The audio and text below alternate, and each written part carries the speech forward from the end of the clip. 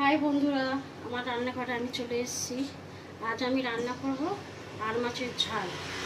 আর মাছ কেটে নুন হলুদ মাখিয়ে রেখে দিয়েছিলাম। কড়াতে তেল দিয়েছি, তেল গরম হয়ে গেছে। এবার আমি মাছগুলো ভেজে নেব।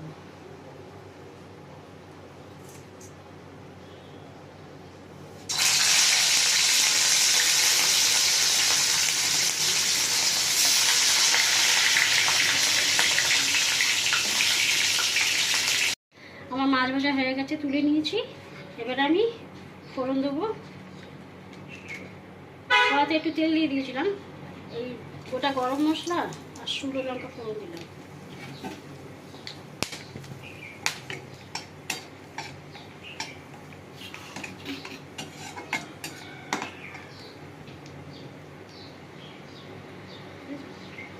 কড়াতে পেঁয়াজ দেবো। পেঁয়াজটা একটু ভাজা ভাজা করে নেবো।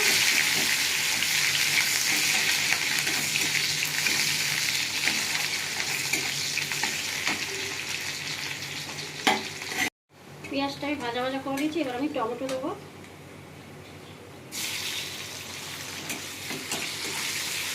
টমেটোটা একটু নেড়ে নেবো।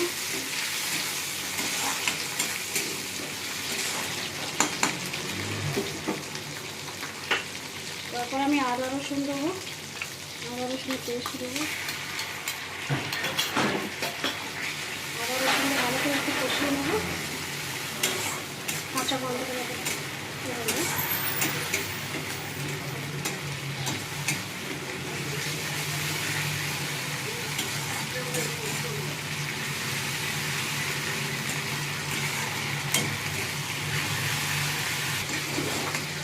আমার আদা রসুনটা ভালো করে কষে দিয়েছি। এবার মশলা দেবো। হলুদ গুঁড়ো, লঙ্কা গুঁড়ো, নুন দিয়ে ভালো করে একটু কষিয়ে নেব।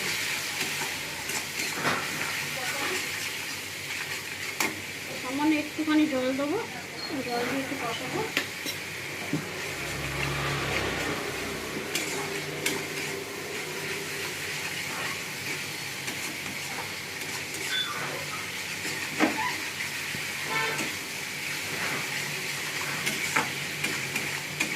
তেল ছাড়লে আমি তখন আলু দেবো। মশলাটাকে ভালো করে কষে নিয়েছি, আমার মশলা থেকে তেল ছেড়ে গেছে। এবার আমি আলু দিয়ে দেবো।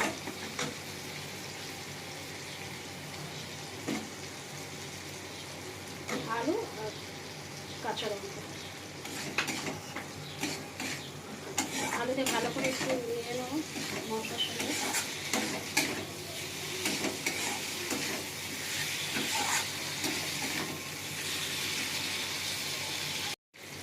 আমি মশলার সঙ্গে আলুটা ভালো করে কষে নিয়েছি।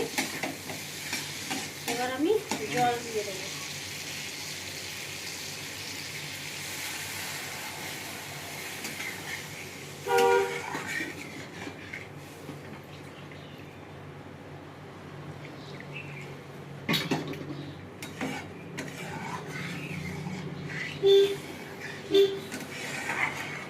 ঢাকা দিয়ে দেবো।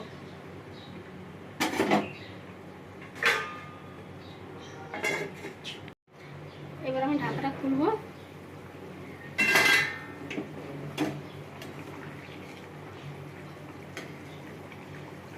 এবার দেখবো আলুগুলো একটু সিদ্ধ হয়ে গেছে। এবার মাছগুলো দিয়ে দেবো।